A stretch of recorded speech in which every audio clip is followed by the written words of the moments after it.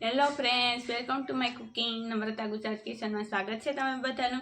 અને આજે છે તો હું તમારા માટે થઈને ખાસ સ્પેશિયલ આપણે મકર સંક્રાંતિ નજીક આવી રહી છે તો તેના માટે થઈ અને ભૂંગળા અને મમરા કઈ રીતના મસાલાવાળા કરવા તે હું તમને બતાવવાની છું. જેથી કરી બ્લોગમાં કન્ટિન્યુ રહેજો અને નવા હોય તો ચેનલને સબસ્ક્રાઈબ કરી દેજો અને લાઇક કરી દેજો અને કોમેન્ટમાં તો જરૂરથી બતાવજો કે તમે આ જ રીતના બનાવો છો કે નહીં તે મસાલાવાળા ભૂંગળા અને મમરા તે.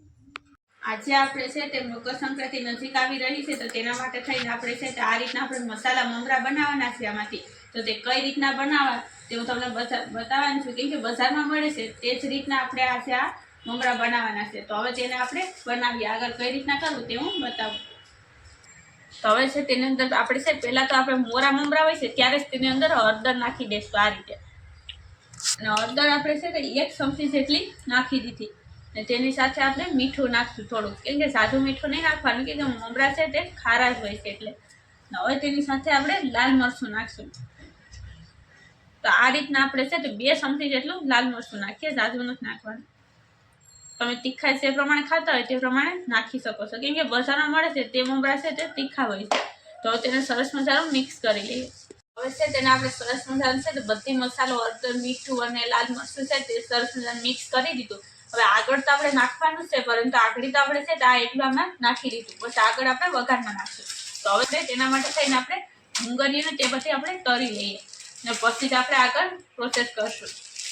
તો આપણું તેલ ગરમ થઈ ગયું તો તેની અંદર આપણે સિંગ નાખવાની છે, કેમ કે આપણે ભૂંગળા તો તરવાના છે પણ તેની પહેલાં આપણે સિંગને આપણે તરી નાખીએ.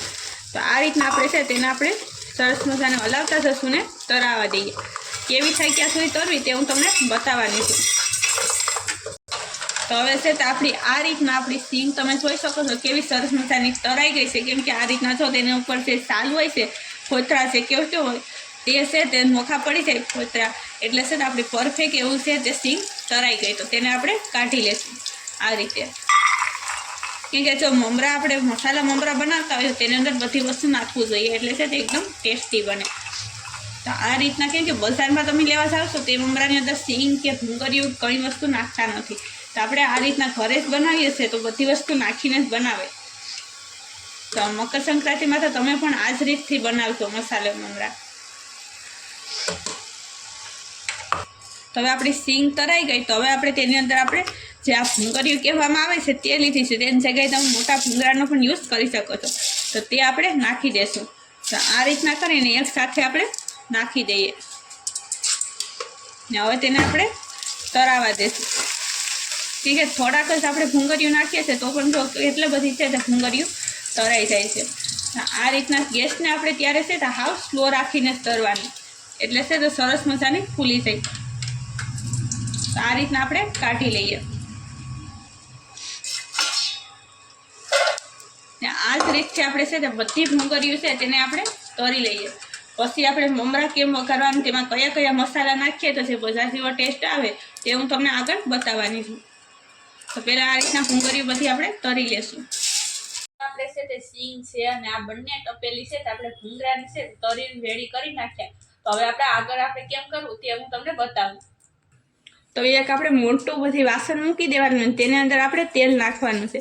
તેલ આપણે એટલે આપણે છે તે આ ગરમ તેલ છે તે જ નાખી દીધું, એટલે તે સરસ મસાલા છે તે વહેલા તરાઈ જાય, એટલા માટે થઈને મમરા છે તે સરસ મજાના થઈ જાય મતલબમાં.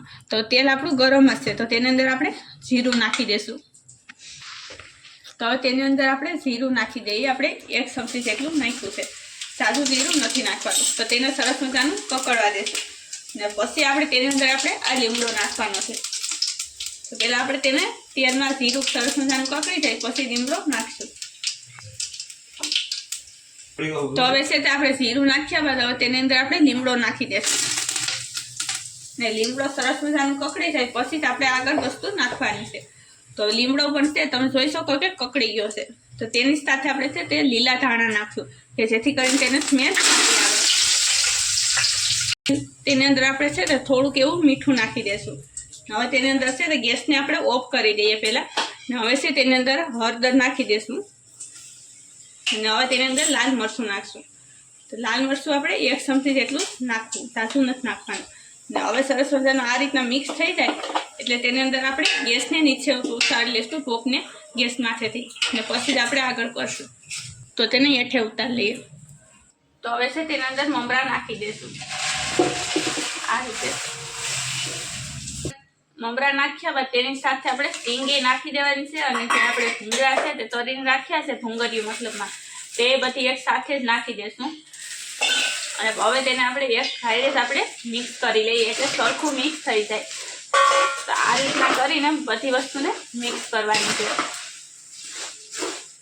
કેમ કે તમે આ રીતના તમે તો બજારમાં તો મળશે જ નહીં મમરા, કેમ કે આ રીતના બધી સિંગ ને બધી વસ્તુ નાખીને એ લોકો નથી બનાવતા.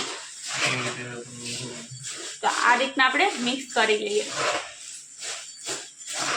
તમે જોઈ શકો કે કેવા સરસ મજાના છે તે મિક્સ કરી લીધા છે, અને કેવા સરસ મજાના છે તે મસાલાવાળા છે તે મમરા છે તે બનીને રેડી થઈ ગયા. ભૂંગળા મમરા છે તે મસાલાવાળા રેડી છે.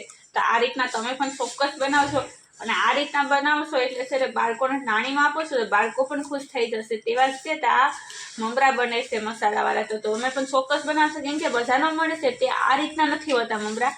તો તમે આ રીતના તમે ચોક્કસ બનાવજો.